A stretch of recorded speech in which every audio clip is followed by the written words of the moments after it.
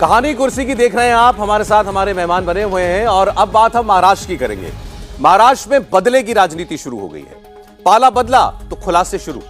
विधानसभा के अंदर deputy CM Ajit Pawar एक के बाद एक उद्धव सरकार में अपने रहे अनुभव बता रहे हैं और उद्धव ठाकरे को सवालों के बीच घेर रहे हैं। अजीत पवार ने कहा कि पूर्व प्रधानमंत्री अटल बिहारी वाजपेयी की एक आदमकद प्रतिमा लगाने का प्रस्ताव था, सब लोग राजी थे। मीटिंग में मैं था, देवेंद्र फडणवीस थे, उद्धव ठाकरे मुख्यमंत्री थे, लेकिन उद्धव ठाकरे ने फैसला रोक दिया, बाकी दोनों लोग राजी थे। अजीत पवार ने सीधा उद्धव ठाकरे का नाम तो नहीं लिया, लेकिन उन्हें आत्मनिरीक्षण करने की नसीहत दी। पहले अजीत पवार की बात सुनिए और इसके बाद अब महाराष्ट्र की पॉलिटिक्स में क्या नया उबाल आया है वो आपको बताएंगे। आज हा मुद्दा उपस्थित करत असताना काही सन्मान्य सदस्यांनी काही मागचा थोड्याशा प्रश्नांना उजाळा देण्याचा प्रयत्न केला। मी त्याबद्दल एवढंच सांगू इच्छितो अध्यक्ष महोदय, मी पण मागे 2.5 वर्ष सरकारमध्ये होतो। त्यावेळेस एक उदाहरण सांगतो अध्यक्ष महोदय, देशाचे एकेकाळीचे पंतप्रधान अटल बिहारी वाजपेयी साहेब, त्यांचा पूर्णाकृती पुतळा गोपाळ शेट्टी साहेब खासदारांच्या मतदारसंघामध्ये उभा राहिला होता। अध्यक्ष महोदय, मी मीटिंग घेतली। देवेंद्र फडणवीस साहेब मला वाटतं व्हीसीवर होते, उद्धव ठाकरे साहेब व्हीसीवर होते आणि मी उपमुख्यमंत्री, ते मुख्यमंत्री, आम्ही म्हणालो की बाबा ह्याला परवानगी द्या। परंतु अध्यक्ष महोदय, वाजपेयी साहेबांच्या पुतळ्याला देखील परवानगी काहींनी नाकारली। मला खेद वाटतो या गोष्टीचा। म्हणजे जसं लाल बहादूर शास्त्री तसे वाजपेयी साहेब, सगळ्यांना त्यांचं व्यक्तिमत्व आवडायचं। तसंच काही जणांच्याकडे काही विभाग होते, त्याच्यामध्ये ऑलिम्पिक भवनचा एक प्रश्न आला। ते काय ऑलिम्पिक भवन कुणाच्या मालकीचं नव्हतं, ते महाराष्ट्राचं होतं, पण त्याच्या सगळ्या परवानग्या देऊन काहींनी ते थांबवल्या। अध्यक्ष महोदय, अशाही पद्धतीच्या गोष्टी खरं कुणी करू नये। वास्तविक ज्यावेळेस आपण दुसऱ्याकडनं सकारात्मक भूमिका त्यांनी घ्यावी अशी मत मांडतो, त्यावेळेस आपण पण थोडंसं आत्मपरीक्षण, आत्मचिंतन त्या ठिकाणी करावं। अजीत पवार ने ये सभा के अंदर, विधानसभा के अंदर बोला कि उद्धव ठाकरे ने पूर्व प्रधानमंत्री अटल बिहारी वाजपेयी की प्रतिमा नहीं लगने दी। उन्होंने तुलना की अटल बिहारी वाजपेयी साहब की पूर्व प्रधानमंत्री लाल बहादुर शास्त्री जी से। जवाब में हम सोच रहे थे कि कल बहुत कुछ तीखा बोला जाएगा, सामना में एडिटोरियल लिखा जाएगा तो अजीत पवार की बखिया उधेड़ देंगे, कुछ ना कुछ बताएंगे अजीत पवार के बारे में। लेकिन ताज्जुब, सामना में लिखा गया कि अजीत पवार तो बड़े अच्छा काम करते हैं, 2.5 साल हमारे साथ सरकार में रहे, बड़ा अच्छा काम, बड़े अच्छे एडमिनिस्ट्रेटर हैं अजीत पवार। अजीत पवार कह रहे हैं कि वो वाजपेयी साहब की मूर्ति लगाने के लिए तैयार नहीं थे और उद्धव ठाकरे की पार्टी तारीफ कर रही है अजीत पवार की। तो क्या कहानी, कोई नई कहानी बन रही है क्या? कुछ ऐसा लग रहा है उद्धव ठाकरे कुछ करना चाहते हैं। अभी 4-5 दिन पहले वो अचानक चले गए थे मिलने के लिए अजीत पवार से असेंबली में मिलने गए थे और उनकी बड़ी तारीफ की कि बहुत अच्छे आदमी हैं, बड़ा अच्छा काम करते हैं। किसी को ये उम्मीद नहीं थी। उनकी पार्टी टूटने में सबसे बड़ा कारण अजीत पवार थे। उनके सारे विधायक जो एकनाथ शिंदे के साथ आ जाएं, उन सब की शिकायत थी कि अजीत पवार हमारे चुनाव क्षेत्र में फंड रिलीज नहीं करते, हमको काम नहीं करने देते, हम अपने चुनाव क्षेत्र में जा नहीं पा रहे हैं, लोगों के सवाल का जवाब नहीं दे पा रहे हैं, तो इसके लिए आप कुछ कीजिए। उस समय उद्धव ठाकरे ने कुछ नहीं किया और धीरे धीरे असंतोष ये बढ़ता गया। लोगों को लगा, विधायकों को, कि हमको जो है चुनाव में जाने की ही नौबत नहीं आएगी, लोग भगा देंगे कॉन्स्टिट्यूंसी में जाएंगे, तो इसलिए वो अलग हो गए। और कारण थे, लेकिन ये बड़ा कारण था। उन अजीत पवार की उद्धव ठाकरे प्रशंसा कर रहे हैं और अजीत पवार उनके बारे में इस तरह की बात कर रहे हैं, उनकी पोल खोल रहे हैं। तो उद्धव ठाकरे कहाँ से कहाँ पहुँच गए, ये इस बात का उदाहरण है। उद्धव ठाकरे मतलब शिवसेना, उनके पिता बाला साहब ठाकरे और बीजेपी के नेताओं के क्या संबंध थे, ये उन्होंने बचपन से देखा होगा। उसके बाद इस तरह का, और उसमें भी अटल बिहारी वाजपेयी, अगर प्रधानमंत्री नरेंद्र मोदी के नाम से कुछ हो रहा होता और उसको मना कर देते, फिर भी समझ में आता कि अभी ताज़ा झगड़ा हुआ है। अटल बिहारी वाजपेयी की प्रतिमा लगाने के नाम पर अजीत पवार तैयार है, उद्धव ठाकरे तैयार नहीं है। ये मतलब थोड़ा कुछ अब दिल थोड़ा पिघल रहा है क्या उद्धव ठाकरे? नहीं, उनके पास ऑप्शन नहीं है, करें क्या? उनको पूरा भरोसा था शरद पवार पर। शरद पवार अपने ही घाव सहला रहे हैं। उनकी पार्टी टूट गई, अब उनके सामने तो समस्या, उद्धव ठाकरे की समस्या थोड़े हल करेंगे, उनके सामने समस्या है कि बेटी को कैसे स्थापित करें। तो उस समस्या से जूझ नहीं पा रहे हैं, उसका हल खोज नहीं पा रहे हैं। तो उद्धव ठाकरे के पास रोने के लिए कोई कंधा नहीं बचा है, वो एक कंधे की तलाश में है।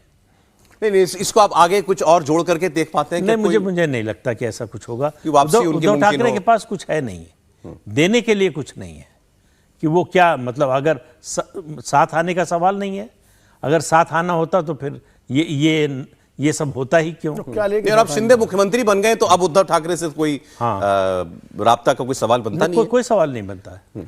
उनकी पार्टी चली गई, बस ये केवल हमें उद्धव ठाकरे के हालात दिखा रहा है। ये हालात दिखा रहा है कि उनको समझ में नहीं, एक दिग्भ्रमित आदमी चौराहे पे खड़ा होके ये समझ नहीं पा रहा है कि उसको जाना किधर है। विनोद जी, आप कैसे देख रहे हैं इसको? नहीं, मुझे भी कुछ समझ नहीं आ रहा, मेरी समझ से परे है। अब हो सकता है ये लेख उन्होंने जो शायद कल छपा है, आज छपा है सामना में, हाँ, और अजीत पवार ने आज बोला है, तो पहले लिख दिया होगा उन्होंने, उन्हें उम्मीद नहीं होगी कि अजीत पवार जो है विधानसभा में उनकी पोल खोल देंगे। और ये बात तो मेरी समझ से परे है कि अटल बिहारी वाजपेयी तो ऐसे नेता है कि अगर कांग्रेस वाले भी विरोध नहीं करेंगे उनकी मूर्ति लगाने के लिए, उनके नाम पर कुछ रखने के लिए, जिन्होंने जिंदगी भर अटल जी का विरोध किया राजनीतिक रूप से। तो और शिवसेना में बाला साहब ठाकरे और अटल जी के जो रिश्ते थे, या उस समय शिवसेना और बीजेपी के जो रिश्ते थे, तो उद्धव जी को मालूम ही होगा। और अजीत पवार अगर कह रहे हो हाउस के फ्लोर पे कह रहे हैं तो कोई गलत भी नहीं कह रहे होंगे, क्योंकि फ्लोर पे बोल रहे हैं तो वो सार्वजनिक रूप से। तो अटल जी की मूर्ति लगाने में या अटल जी के नाम पर कुछ करने में क्या दिक्कत रही उद्धव जी को, ये तो मेरी। और उस सरकार में जिसमें एनसीपी की तरफ से प्रस्ताव आ रहा है, अजीत पवार तो एनसीपी में उसमें डिप्टी चीफ मिनिस्टर थे, और कांग्रेस को अजीत पवार ये नहीं कर रहे कांग्रेस ने विरोध किया होगा या कांग्रेस का जो घटक था वो उसकी वजह से नहीं लगा पाए, उद्धव ठाकरे नहीं तैयार हुए। तो मेरी भी समझ से ये परे है कि ऐसी बात जो है, मतलब कम से कम मुझे नहीं समझ में आती। अजीबोगरीब परिस्थिति है। अजीत पवार इधर आ गए, शिंदे साहब इधर है, बीजेपी के साथ, दूसरी ओर बचे कौन? कांग्रेस, उद्धव ठाकरे और शरद पवार। शरद पवार जी को लेकर हम लगातार चर्चा कर ही रहे हैं कि उनका मन कर रहा है ले आए अजीत पवार, अब जो कुछ बचा कुछ है अजीत पवार को सर्टिफिकेट दे रहे हैं, कोई ईमानदार आदमी है, गुड एडमिनिस्ट्रेटर है, तो इसका मतलब कहीं ना कहीं जो है, वही कह रहा हूं, शरद पवार पहले से लग रहा है चर्चा में कि वो कैसे इस तरफ आ जाए अजीत पवार के साथ। दूसरा दूसरा उद्धव ठाकरे का आज हमने देख लिया, वो अजीत पवार की तारीफ कर रहे हैं, उनसे मुलाकात करने जा रहे हैं। ऐसा ना हो सारे एक ही तरफ हो जाएं। महाराष्ट्र में सरकार सारी जो जैसे हम देश में कहते हैं नेशनल गवर्नमेंट, ऐसी वहां कोई सरकार चलने लगी। नागालैंड में बनी हुई है ना। अभी की स्थिति में अगर देखें तो नेशनल गवर्नमेंट ही तो है भाई, शिवसेना भी है, एनसीपी भी है, भारतीय जनता पार्टी के साथ कांग्रेस नहीं है, कांग्रेस नहीं। और महाराष्ट्र में एक चलता है वो, हालांकि छत्रपति शिवाजी के समय से और जो योद्धा रहे तो वहां चलता है ना मराठी में, गढ़ हाला पण सिंह गेला।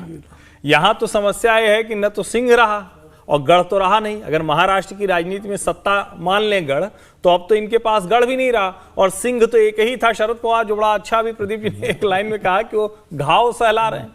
तो जो सबसे मजबूत था कि किला जो बचाएगा, अब उसकी हाल ये है कि किला तो छोड़ो, वो अपनी मनसबदारी नहीं बचा पा रहा है, अपना घर नहीं बचा पा रहा है। तो सचमुच महाराष्ट्र की राजनीति में जो हुआ है, इसको आज से कुछ समय बाद, थोड़ा आगे, क्योंकि अभी तो हो सकता है और कुछ अभी रनिंग कमेंट्री आगे डिकोड कर पाएंगे, ये हो जाए तो इस पर सचमुच बहुत से शोध होने चाहिए और तब तय होगा कि अमित शाह ने किया क्या क्या है महाराष्ट्र में, किसके किसके साथ किया है वो तो दिख रहा है, लेकिन क्या क्या किया है इसकी चर्चा शायद बहुत होनी बाकी है। हालांकि अमित शाह का स्वभाव नहीं है, शरद पवार होते तो इस पर किताब भी लिखते। दोनों पर एक एक कमेंट। पहले उद्धव ठाकरे, आज वो जिस भी परिस्थिति में हैं, उनके पास क्या बचा और उद्धव ठाकरे साहब के लिए क्या मुफीद लगता है, अब वो किस खेमे में अपने आप को देखना चाहें आगे?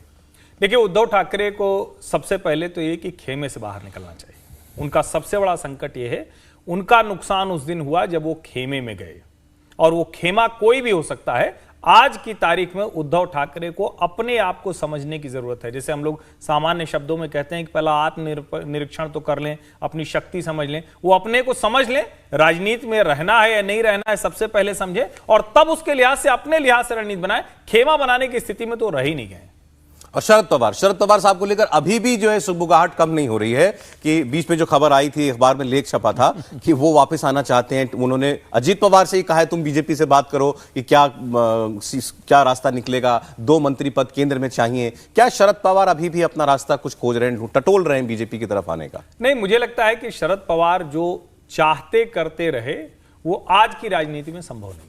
वो चाहते ये थे, जो कहते हैं ना कि दिखता कहीं का रहूं कहीं और का हो जाऊं, तो वही वाली आदत थी शरद पवार की। लेकिन ये वाली जो मोदी शाह वाली भाजपा है, इसको चलने नहीं देती है। तो एक तरह से उनके स्वभाव के विपरीत परिस्थितियां हैं, माहौल, वातावरण नहीं है। शरद पवार उस वातावरण के आदी नहीं, इसीलिए इस अवस्था में पहुंच गए। मुझे लगता है कि सबसे अच्छा होगा कि वो या तो शांत हो जाएं या उसका कोई रास्ता जो बहुत आसान है कि हम महाराष्ट्र की बात कर रहे हैं। समीर खाडीकर साहब ये सवाल पूछ रहे हैं हमसे महाराष्ट्र से ही।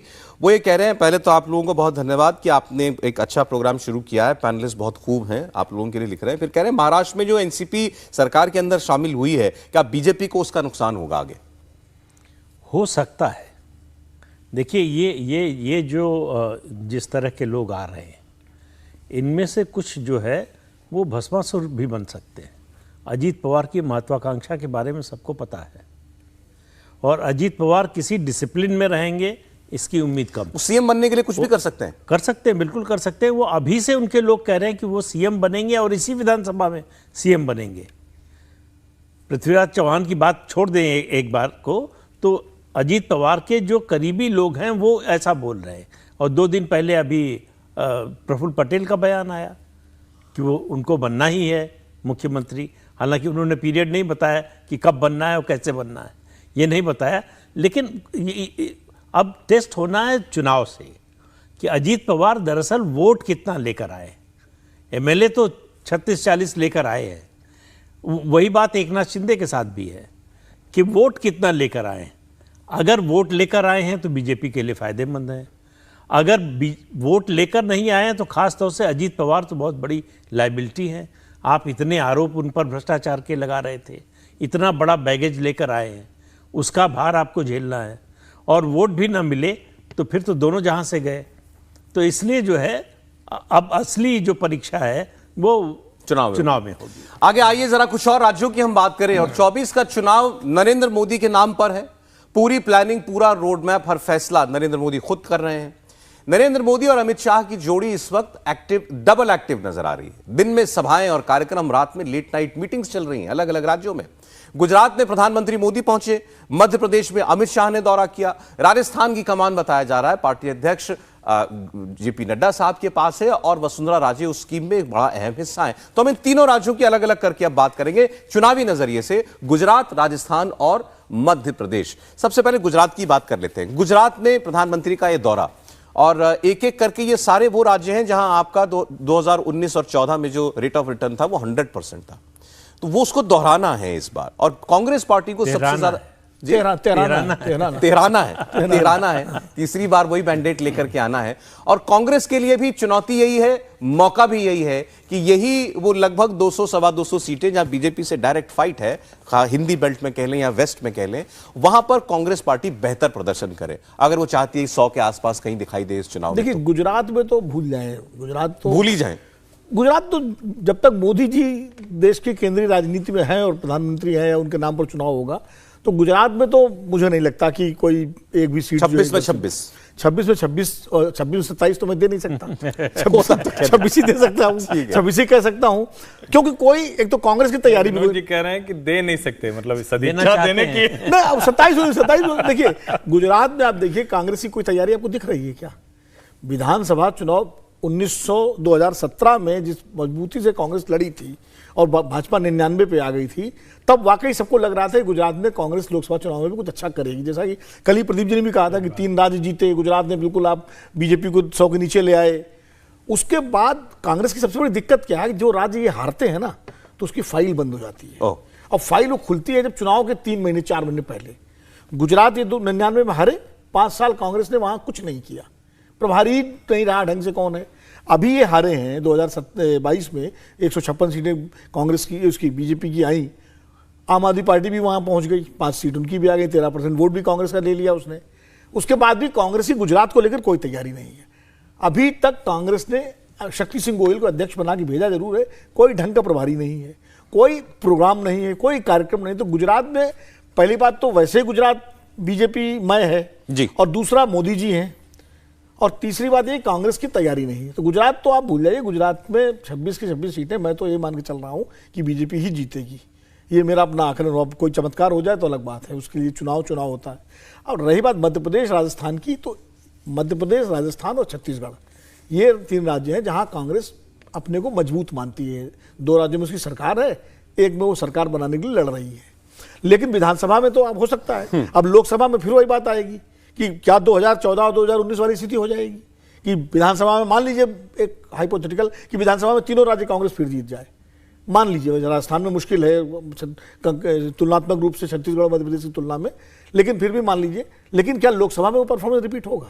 ये बहुत बड़ी चुनौती है, क्योंकि लोकसभा में सीधा सीधा वोट मोदी जी के नाम पे मांगा जाएगा, नरेंद्र मोदी के लिए वोट होगा, देश के प्रधानमंत्री बनाने के लिए वोट होगा। आज आपके यहाँ सर्वे आएगा तो उसमें भी 4 बजे से संकेत मिलेगा, हालांकि मैं उसमें नहीं रह पाऊंगा किसी कारण से, लेकिन ये जरूर है कि वो, मुझे लगता है कि ये राज्य कांग्रेस के लिए बहुत बड़ी चुनौती है। नहीं तो आप पहले लोकसभा का ही बता दीजिए ना, आपने जैसे गुजरात का बताया। हाँ। राजस्थान, मध्य प्रदेश में 29 में 28 थी, राजस्थान में 25 की 25 थी, छत्तीसगढ़ में 10 की 10 थी, नहीं 11 है वहां, 11 में से 10 थी, वही आपको लगभग उसी पैटर्न पर जाता दिखता है। अभी आज के हालात में, आज के हालात में तो अभी मतलब मुझे तो कांग्रेस की तैयारी के हिसाब से तो नहीं लग, भाई हो सकता है राजस्थान में और मध्य प्रदेश में कुछ 2-4 सीटें कांग्रेस निकाल ली अगर वो विधानसभा में अच्छा करती है तो, लेकिन भारतीय जनता पार्टी का दबदबा जो है और प्रभाव जो है वो बरकरार है अभी तो, मतलब मुझे नहीं लगता कि कोई बहुत आज की तारीख में, अब 6 महीने बाद क्या होगा, ठीक है, वो अलग स्थिति है। ठीक है, तो लोकसभा में बीजेपी को इन राज्यों में कोई दिक्कत महसूस नहीं जा रही। जब विधानसभा की बात है उस पर हम अलग से बात करेंगे। आइए अब मध्य प्रदेश की बात हम कर लेते हैं। गृहमंत्री अमित शाह लगातार मध्य प्रदेश का दौरा कर रहे हैं, सभाएं हो रही हैं वहां पर। मुख्य शिवराज सिंह चौहान और अशोक गहलोत, ऐसा लग रहा है बिल्कुल एक सी नाव की सवारी कर रहे हैं। दोनों के हालात एक जैसे दिखाई दे रहे हैं। अब वो बैग पीछे जाएंगे तो एक तरफ 17 साल भी ला रहे हैं, लेकिन दोनों को सरकार बचानी है। हाँ, वो योजनाएं, खजाने खोले हुए हैं, बिल्कुल जन कल्याणकारी या लोक लुभावनी योजनाएं भी जो लेना है ले जाओ, उस मोड में है दोनों के दोनों। नहीं, ये ठीक है, ये वाली आखिरी लाइन पे दोनों एक जैसे हैं, बाकी कोई दोनों में एक दूसरे से किसी तरह की समानता नहीं। शिवराज सिंह चौहान वो नेता हैं जो लगातार मध्य प्रदेश की जनता के दिलो दिमाग पर छाए हुए हैं। देश के ऐसे नेता हैं जो लगातार चुनाव जीत रहे हैं। जो 2018 का चुनाव हारा भी वो बहुत मामूली मत प्रतिशत तब भी आगे रहा। ये ऐसे नेता है अशोक गहलोत, जिसको कहते हैं कि अदला बदली सरकार चलती रहती है, उसमें एक बार ये बनते हैं एक बार ये बनते हैं, तो कोई चमत्कार आज तक अशोक गहलोत भी नहीं कर पाए। वो तस्वीर तो देखिए जरा, एक मिनट, ये शिवराज पर्सनालिटी क्या है जरा वो एक बार उस पर हम लोगों को बात करनी चाहिए। सहज सुलभ, ये बात तो उनके बारे में हर कोई मानता है, उनके विरोधी भी कहते हैं। चेहरे पे हमेशा मुस्कुराहट रहती है, कभी किसी दीनदयाल के पास जाकर के बात करनी हो तो करुणा का भाव भी चेहरे पर आ जाता है तुरंत। अभी आपने देखा कैसे कांड हुआ वहां पर एक आदिवासी के साथ, उनको सीधी में जो हुआ, उनको बुलाया, भोपाल बुलाया, कैसे पैर छुए, माफी मांगी, सब कुछ किया। तो ये एक अलग किस्म की पर्सनालिटी है, जिससे आप एक आम आदमी जिसे कहे कि मेरे जैसा है, व्यवहार में भी मेरे जैसा है, बिल्कुल वो लगता है कि आम आदमी भीड़ में से कोई निकल कर आ गया है, तो वो तुरंत आम आदमी रिलेट कर लेता है शिवराज सिंह चौहान से कि हमारे बीच का आदमी है, हमारे जैसा आदमी है, और सहज सुलभ हैं, वो एक और बड़ी एडवांटेज है। और उसके अलावा उनकी जो मुश्किल थी, मुझे लगता है 15 महीने की कमलनाथ की सरकार ने आसान कर दी। लोगों को तुलना का मौका मिल गया। 15 साल से तुलना का मौका नहीं मिल रहा था उससे पहले। 2003 के बाद से लगातार बीजेपी सत्ता में, 2005 से लगातार शिवराज सिंह चौहान मुख्यमंत्री। तो जो 2018 में फर्स्ट टाइम वोटर था, उसको लगा कि भाई इनको तो हमने देखा ही नहीं कभी जी, तो एक मौका देना चाहिए, और एक मौका दिया। अब वो वोट उस मात्रा में कांग्रेस के साथ नहीं है। मैं ये नहीं कह रहा हूँ कि पूरा चला गया, लेकिन उस जिस संख्या में था उसमें नहीं है, और लोगों को तुलना करने को मिल गया। 2019 की गर्मियों में जब बिजली कटौती बड़े पैमाने पर होने लगी, तो लोगों को किसकी याद आई? दिग्विजय सिंह के शासन की, मिस्टर बंटाढार। तो उनको लगा कि ये फिर उसकी की वापसी तो नहीं हो रही है। कमलनाथ सरकार ने दिग्विजय सरकार की याद दिला दी। तो और उसके अलावा अगर आप याद कीजिए 2018 के चुनाव के नतीजे आने के बाद विधानसभा के, लोगों के मन में एक पछतावा था कि यार ज्यादा कर दिया हमने, इतना जो है ज्यादा सजा नहीं देनी चाहिए थी, ऐसा नहीं करना चाहिए था कि हार जाए। अच्छा, हाल फिलहाल में अमित शाह जी के चार्ज लेने के बाद मध्य प्रदेश का चुनाव मैनेजमेंट जो से आपने हाथ में लिया, क्या अंतर आया? नहीं, देखिए सबसे बड़ी जो बात है जो भोपाल में पिछली 2 मीटिंग में हुआ है और जो वहां लोग कह रहे हैं कि अब जो लोग कहते थे कि भाई शिवराज जी बदल सकते हैं और हमको अमित शाह कहे हैं इस काम पे लग जाओ, तो वो वाली बात बंद हुई है। जो इस वक्त जो सबसे बड़ी बात भोपाल में जो राजधानी में चर्चा हो रही है वो ये है कि जो होता था ना कि अरे हमको तो दिल्ली से कह दिया गया है, वो वाली चर्चा बिल्कुल समाप्त हो गई। दूसरा जो महत्वपूर्ण है जिसको मुझे लगता है कि अंडरलाइन करना चाहिए कि जो अमित शाह की बैठक के बाद जो टीम है उनको बहुत साफ साफ कहा गया है कि आपका काम यह है, दूसरे वाले एजेंडे को आप थोड़ा सा पीछे रख दीजिए, अब ये काम करना बंद कर दीजिए, आपको यही काम करना है। और इसी सरकार को लाने के लिए यहां आपको एक तरह से कहें कि ड्यूटी लगा दी गई। 4-5 लोगों को तो साफ साफ कहा गया है कि आप जो बार बार ये कूद कर दूसरी तरफ चले जाते हैं उसको जरा बंद कर दीजिए। और तीसरी जो महत्वपूर्ण बात है जिसको मुझे लगता है कि शिवराज सिंह चौहान के लिए बहुत अच्छी बात है कि शिवराज सिंह चौहान अपनी राजनीति कर रहे हैं, सहज सरल सुलभ वाली, और सचमुच ये जो झांझ मंजीरा बजाते हुए निकल पड़ते हैं तो उनको लगता है अच्छा मध्य प्रदेश बड़ा वैसे भी थोड़ा सा हम लोग यूपी के हैं तो उस लिहाज से थोड़ा सा बड़ा अच्छा राज्य है, ज्यादा सहज सुलभ लोग हैं, हम तो यूपी के हैं तो इसलिए बड़ा मगन रहते हैं, तो मगन रहते हैं, मतलब थोड़ा सा तो वो एक उनको मिल गया कि अब मैनेजमेंट पूरी तरह से अमित शाह संभाल रहे हैं, उनकी अगुवाई में उनकी टीम काम कर रही है, तो उससे वो मुक्त हो गए हैं, वो विशुद्ध राजनीति कर रहे हैं। अब शिवराज आप पब्लिक पे जाइए, यही है कि आप लोगों से मिलजुल अपना जितना रख सकते हैं उतना आप रखिए। अच्छा, चूंकि आप लोग हैं, लोग हमसे हर बार यही सवालों में यही बात आता है, एमपी में कौन जीत रहा है, राजस्थान में कौन जीत रहा है, कौतूहल लोगों का यही जानने में, तो आप थोड़ा मैं चाहूंगा थोड़ा सा इंडल्ज करें आप हमारे सवालों को कि राजस्थान और एमपी में जैसे भी आपने बताया लोकसभा के हिसाब से आज चुनाव हो जाए तो राजस्थान में अभी क्या परिस्थिति लगती है? मतलब विधानसभा विधानसभा राजस्थान में परिस्थिति देखिए अभी जो है असल में कई फैक्टर्स पर निर्भर करता है। अभी इफ एंड बट बचा है राजस्थान में। हाँ भाई, बीजेपी में बचा है, वसुंधरा का क्या रोल होगा, कितना आगे लाएंगे उनको, किस भूमिका तक वो नाम प्रोजेक्ट करेंगे कि नहीं करेंगे, जो लग रहा है शायद नहीं करेंगे। तो ये सब इफ एंड बट तो हैं। देखिए कांग्रेस को भरोसा है वसुंधरा पर, अब बीजेपी को भरोसा है सचिन पायलट पर। अच्छा। ये राजस्थान की स्थिति है। बीजेपी के को लगता है कि सचिन पायलट का कुछ ना कुछ खेल होगा और अशोक गहलोत निपट जाएंगे, और कांग्रेस को लगता है कि वसुंधरा का कुछ ना कुछ खेल होगा, बीजेपी निपट जाएगी। तो ये वहां पर ये बड़ी विचित्र स्थिति है कि दोनों एक दूसरे विरोधी नेताओं पर भरोसा कर रहे हैं। लेकिन अभी मुझे लगता है कि वहां मुकाबला कांटे का है, टक्कर का है। राजस्थान भी कांटे का है। हाँ, बीजेपी के समर्थक सोच रहे होंगे कि राजस्थान तो आएगा ही। नहीं, समर्थक तो कांग्रेस भी सोच रहे होंगे कि राजस्थान आ जाएगा। समर्थकों की बात तो छोड़ दीजिए, समर्थक तो दोनों पार्टियों का बात करिए। कल भी मैं एक चैनल पे था, वहां बाइक लगा रहे थे, जो एक कह रहे थे कि बिल्कुल 20 सीटें मिलेंगी कांग्रेस को, दूसरा कह रहे थे 180 सीटें मिलेंगी, कोई कह रहा था। तो वो तो समर्थकों को छोड़ दीजिए।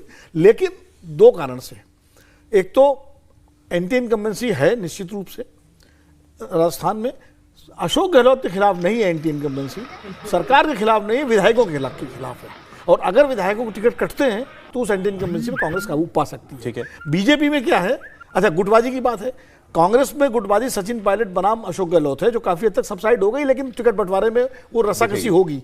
बीजेपी में गुटबाजी कई लेवल पे है। वसुंधरा का गुट अलग है, सतीश पूनिया अलग है, वो आपके गजेंद्र सिंह शेखावत का है, राजवर्धन राठौर हैं, और तमाम नेता हैं, किरोड़ीलाल मीणा हैं। तो कुल मिलाकर के ये और नीचे तक है। अब इसको कैसे पार्टियां काबू पाएंगी? आपके हिसाब से राजस्थान अभी भी फंसा हुआ है? राजस्थान शॉर्ट में एक समेटना पड़ेगा। नहीं, देखिए ऐसा है कि बीजेपी के हिसाब से सचिन पायलट को जो करना था, जो उम्मीद थी, कर चुके हैं। ठीक है, और कोई उम्मीद नहीं है सचिन पायलट से। दूसरी बात यह है कि बीजेपी में जो आपस के झगड़े हैं वहाँ हाईकमांड का रुका अभी चलता है, कांग्रेस पार्टी में नहीं चलता है। एक बार ऊपर से संदेश जाएगा, जैसे मध्य प्रदेश में हुआ वैसे ही राजस्थान में होगा। मेरा मानना है कि राजस्थान में बीजेपी फ्रंट रनर है, काफी आगे है कांग्रेस, काफी आगे, गैप के साथ आगे। यस। एमपी में बराबरी का मामला था, लेकिन अब मैं हर्षवर्धन जी की पार्टी में चला गया हूं, बीजेपी को एडवांटेज है। एडवांटेज। आप राजस्थान और एमपी दोनों में बीजेपी आगे, आप बता रहे हैं जी, राजस्थान एमपी दोनों में बीजेपी आगे। नहीं, निश्चित तौर पे। और राजस्थान की एक बात जिसको मतलब छोड़ दिया जाता है, अशोक गहलोत के शासनकाल में शांति प्रिय राजस्थान में कानून व्यवस्था की स्थिति जितनी खराब रही है, वहां दंगा हुआ, वहां कन्हैयालाल दर्जी हुआ, वहां हर दूसरे चौथे दिन मुश्किल हुई, वहां कोरोना के समय में एम्बुलेंस में एक महिला के साथ दुष्कर्म हुआ, वहां वैक्सीन छिपाई गई, जमीन में गाड़ दी गई। इतने काम हुए हैं जो अशोक गहलोत की सरकार के खिलाफ हैं, और उन्हीं के खिलाफ जनता है बहुत नाराजगी है। चलिए ये तीन थोड़ा राज्यों में मुझसे जो मध्य होने- प्रदेश छत्तीसगढ़ से पूछ लेते। हाँ छत्तीसगढ़ का बता दीजिए सर। मुझे छत्तीसगढ़ का जिससे नहीं, पूछता हूँ वो छत्तीसगढ़ कहता है कि तो मैं भी वहाँ मानता हूँ बीजेपी कांग्रेस है ही नहीं, बीजेपी खड़ी नहीं हुई, अभी चुनाव ही नहीं बीजेपी लड़ रही है, मध्य प्रदेश इसलिए। में मेरे हिसाब से कांग्रेस आगे है। कांग्रेस आ गया। अब छत्तीसगढ़ ही बताई दीजिए। छत्तीसगढ़ तो हम तीनों एक राय के हैं। ठीक, उस पर कोई अभी तक तो कोई राय बटी हुई नहीं है। अभी तो कोई- चलिए ठीक है, आगे हम बढ़ेंगे और आपको उससे पहले हम याद दिला दें, आज शाम 4 बजे से जरूर देखिए इंडिया टीवी पर 2024 चुनाव पर पहला ओपिनियन पोल। यह खास ओपिनियन पोल इसीलिए है क्योंकि विपक्षी गठबंधन इंडिया बनने के बाद किया गया पहला ओपिनियन पोल है। विपक्ष को इससे कितना फायदा हो रहा है, इंडिया अलायंस मोदी की लोकप्रियता का मुकाबला कैसे करेगा, सबसे बड़ा और सटीक ओपिनियन पोल शाम 4 बजे से लगातार सिर्फ इंडिया टीवी पर।